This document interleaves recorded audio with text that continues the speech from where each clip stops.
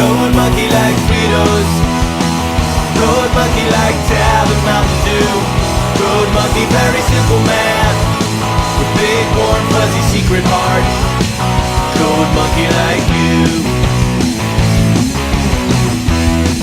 Goat monkey like you.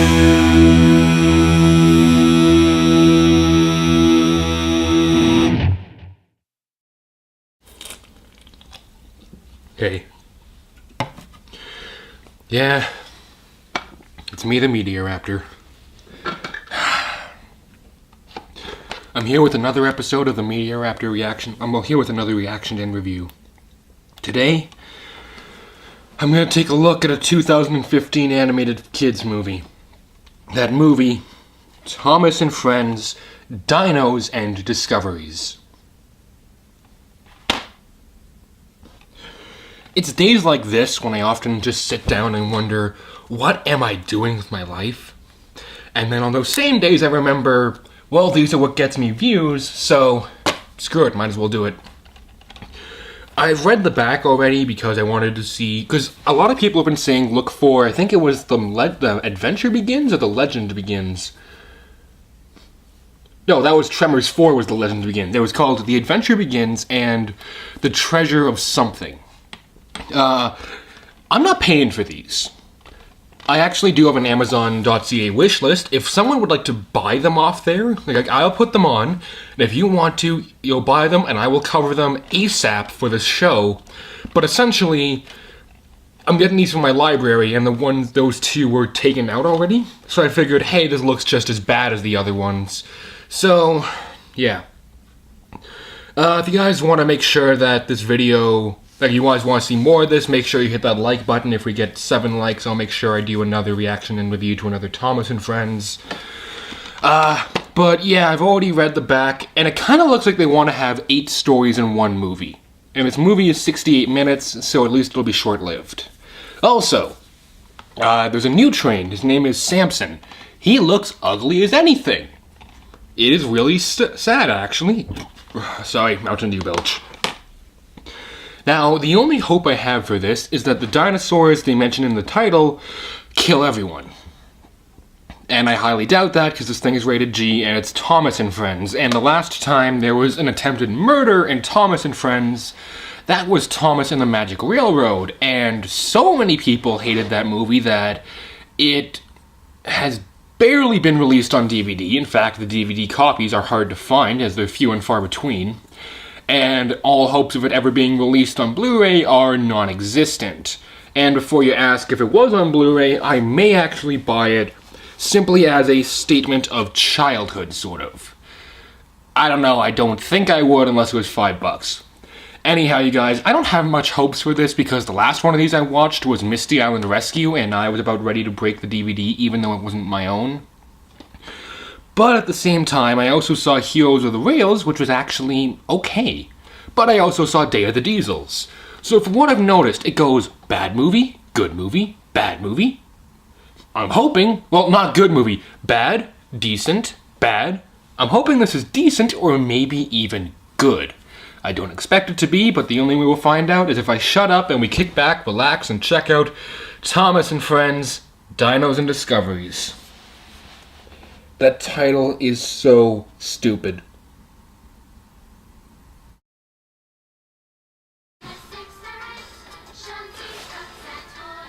Wait! They're actually using the theme song?!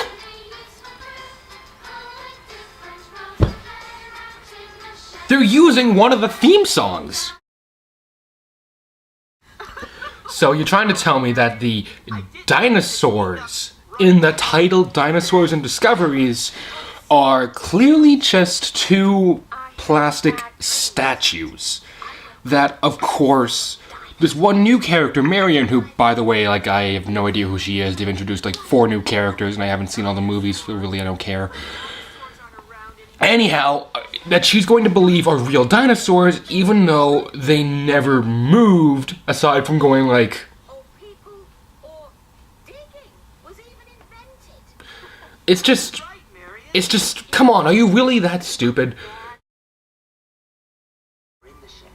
Why is there live action? That isn't cool. Why is there live action in my Thomas? Oh, that's scary. Seriously, why is there live action in this?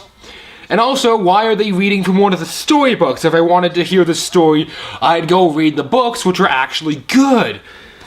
But you know what? They're not talking about Edward and Gordon, they're talking about dinos and discoveries, which, by the way, there have been very little of. There have been no dinosaurs, unless you count these stupid plastic ones, in a dinosaur park. In fact, there's even been less Thomas, even though his name is in the title. And now there's this random dude, I'm not making this up, this random cut to live action with this guy reading a story. Granted, he's not a bad actor or anything, it's just, why? Thomas, I think you're catching up. Now, can you remember what it was Thomas was chasing? The script. It clearly didn't exist when they were writing this stupid thing. Good news, we have 12 minutes left. Bad news, we're stuck playing Who's That Engine? Worse news, there's still one more story. Even worse news than that, I still have to review this thing. Well guys, that was Thomas and Friends Dinos and Discoveries, and this whole thing ends with a karaoke version of the theme song. I wish I was dead. Thomas, go to hell. You know what? I'm not listening to this. You know what? No. I've had enough of this. That may have been the worst one yet. I mean, even worse than Misty Island Rescue. Because all the problems with Misty Island Rescue I had, like everything wrong with Misty Island Rescue, it was still a movie. This thing is pretty much just 6 episodes put together with one small theme, which only 2 of the stories actually, you know, are focused on, which are dinosaurs. Nope, don't care about your stupid song. Shut up and give me the disc so I can put it in here and get rid of this. Yeah. So let's talk about this movie's biggest problem and pretty much what killed this entire thing. The writing. I've said it before and I'm going to say it right now one last time. This isn't a movie, it's just 6 10-minute episodes put together and claims to be entertainment. Now in those 6 stories, we never get anything interesting, we never get anything original, we never really get anything good. Sure, we have 2 good lessons in this, which are sometimes pulling pranks isn't the right thing to do, and it's okay to ask for help. Like, you shouldn't be so prideful that you can't ask for help. And even then, those are lessons which every kids show ever has taught, and taught 100 times better. So any form of morals that this thing is trying to teach is completely botched and is just non-existent.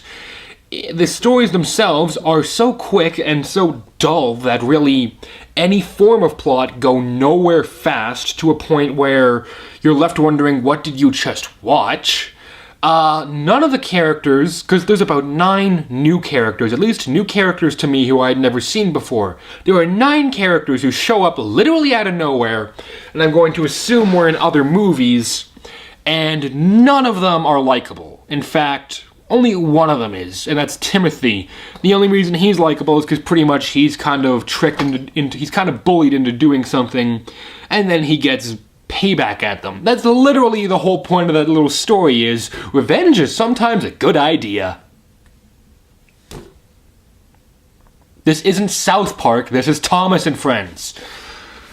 Wow. I would love to go into like these huge amount of details about how each story is just so bad, but I can't because there's barely any story to begin with. I'm just going to read you the little summaries on the back.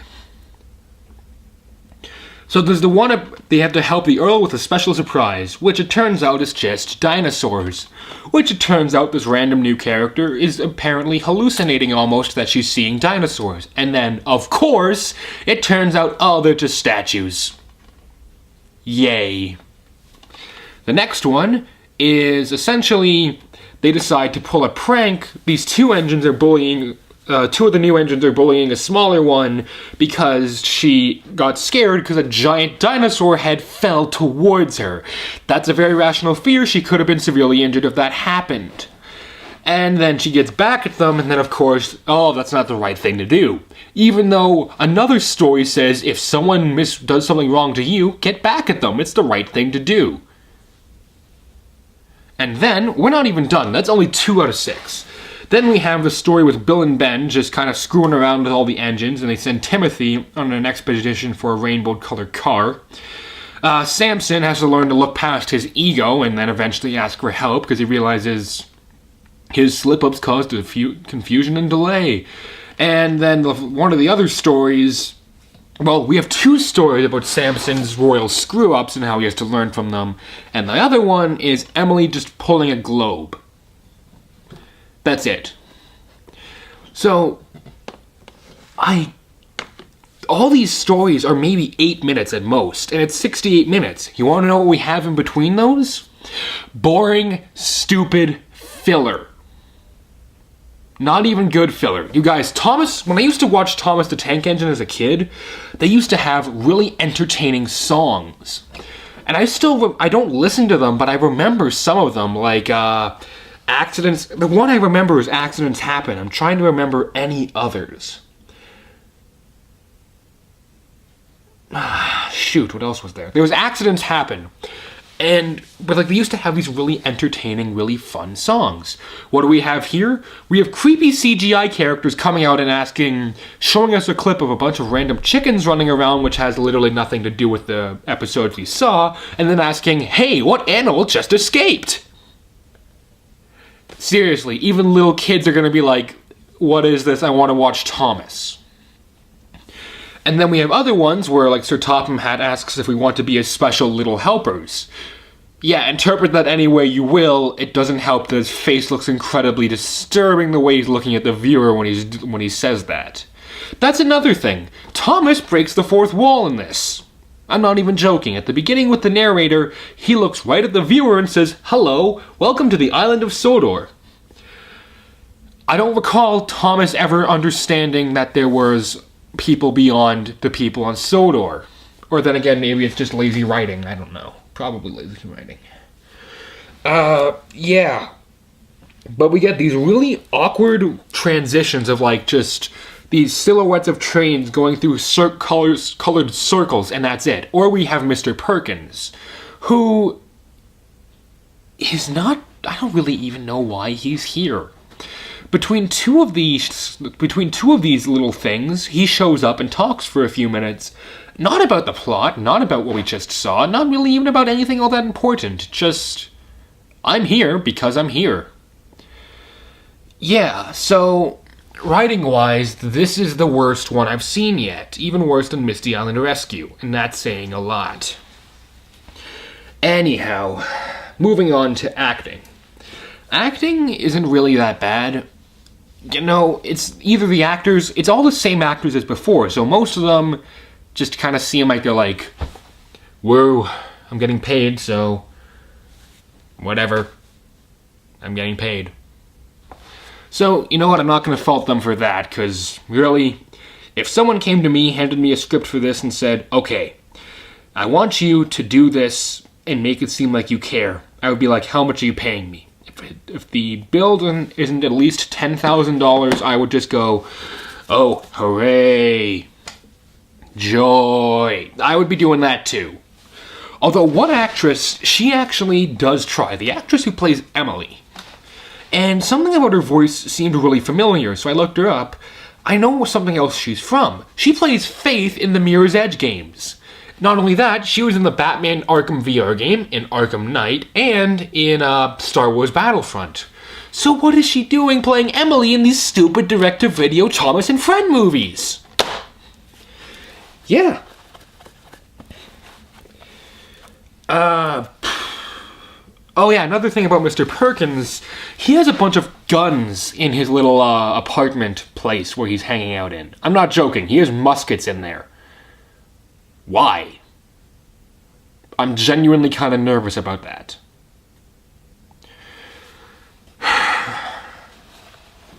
So yeah, animation, it's the same really cheap made-for-TV animation that we've seen throughout all these Thomas and Friends movies. There's nothing different or nothing special about it, and there's nothing really worth mentioning or wasting time talking about. Music, they at least use one of the songs from Thomas the Tank Engine. They use that far, far less enjoyable Thomas and Friends theme from when they changed it from when I was a kid around the time when I stopped watching it. So they at least have a song that is memorable, that I recognized, and they didn't end it with a stupid song like Day of the Diesels, Misty Island Rescue, or any of those. They ended it with a karaoke version of the incredibly annoying opening, sung by kids who can't sing to save their lives. So yeah, when it comes down to it, can I recommend Dinos and Discoveries? No. I can't. This thing is Raptor spit. It is the worst Thomas and Friends anything I have seen. Out of the 4 I've seen, this one is the worst. It is so pandering, it is so poorly made, it is so poorly executed, just everything about it is wrong. And even worse, it was put out by Universal. Universal, they put out hundreds of great films. They put out Scott Pilgrim, they put out Jurassic Park, Jaws. They put out Mystery Science Theater 3000, the movie, which, by the way, I found on VHS, actually, in really great condition. So, hey, that's a score for me. But, yeah, but they also put out this stupid thing. So can I recommend it? No. If you have kids, don't show them this. Show them the old Thomas stuff. Keep them as far away from this as they possibly can. There's nothing good in it, and there's nothing enjoyable in it. And really, it's not even teaching that great morals to kids. It's not like it's harmless for kids. They actually do kind of have some bad morals in here. So, hooray, everyone celebrate Thomas is now corrupting our youth. And yeah, it sucks. And until next time, I'm the Meteor Raptor saying keep cool, and I'll see all you dino dudes around. I'm getting the heck out of here. Bye.